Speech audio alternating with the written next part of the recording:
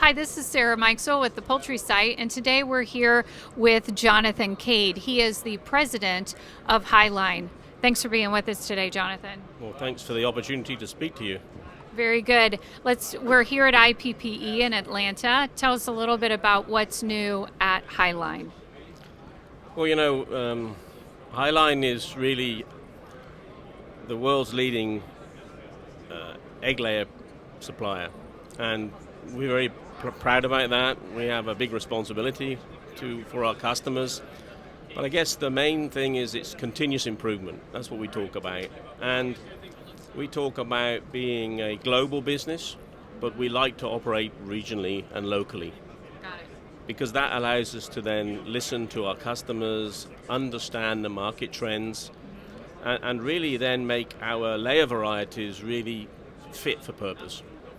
You know, we have varieties for the white egg, we have varieties for the brown egg, we have some specialty varieties where there's a tinted egg, and that's in certain parts of the world it's very in demand. But what we try to do is we try to just continue to invest for our future, but for our customers' future. And we are in this difficult environment today, which is the effect of what high-path avian influenza is doing to not only the challenges for our business, but also for our customers. You know, you hear lots of countries that have had it very bad and had very high mortalities, and it gets to the people's attention.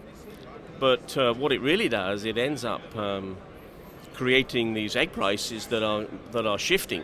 Right. And of course, when that happens, then people, it gets their attention when it hurts their pocket. And this is really on the back of avian influenza. So as a company, as HyLine, we took a decision to invest in another continent with our breeding program. We are Iowa-based. In 2026, we will be 90 years. We'll be celebrating 90 years. Wow. And that's a long time. And again, we're based in Iowa. We are supplying to more than 130 countries, our parent stock, our breeding stock. And we have a real loyal group of distributors around the world that we work with.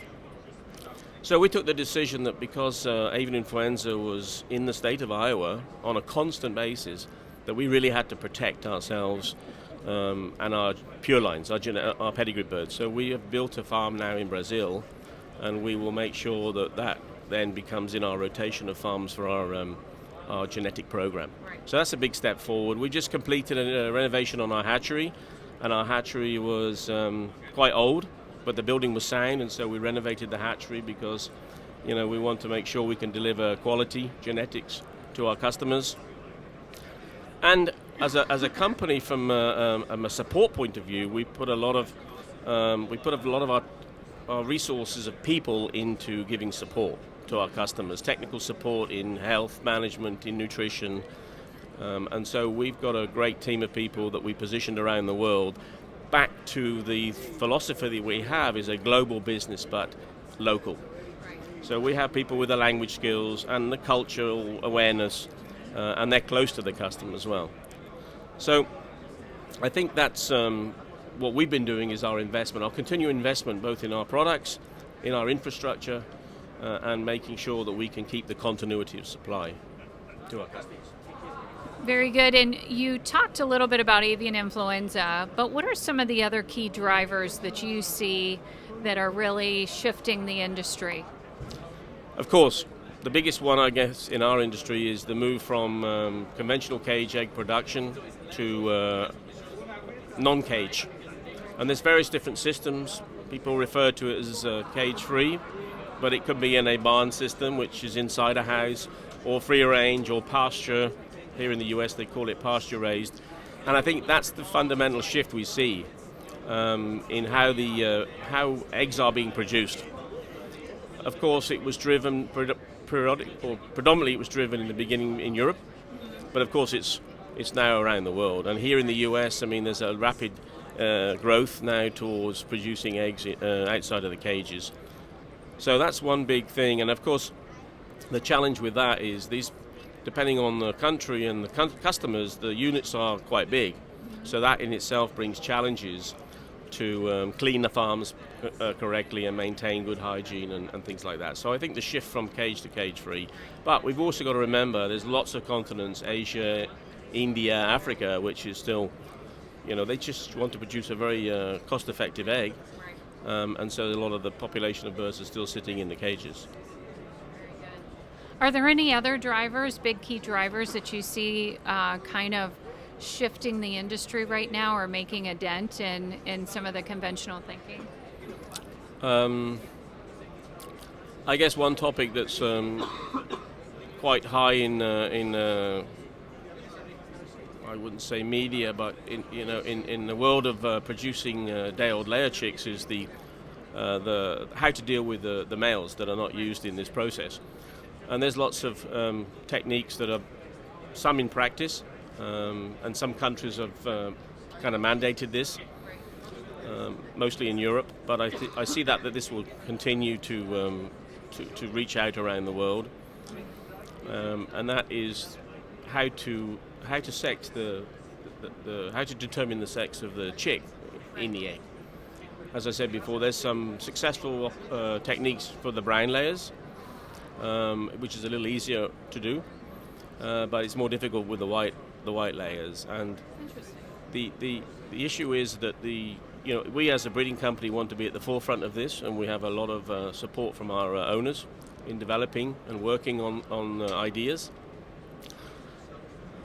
And there's a lot of people who are offering lots of techniques around which work, but the question is how can you scale it up? How can you make it cost effective, and how can you run an operation that can deliver the demand, because these techniques are quite slow.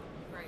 But I think there's a lot of work going on, and it's exciting work. It has to be achievable. We know this. So yeah, it'd be exciting to see how this develops in the future. Very good. And I guess kind of shifting back to your business, Jonathon, bottom line, what is HyLine bringing to the industry right now? I think we're bringing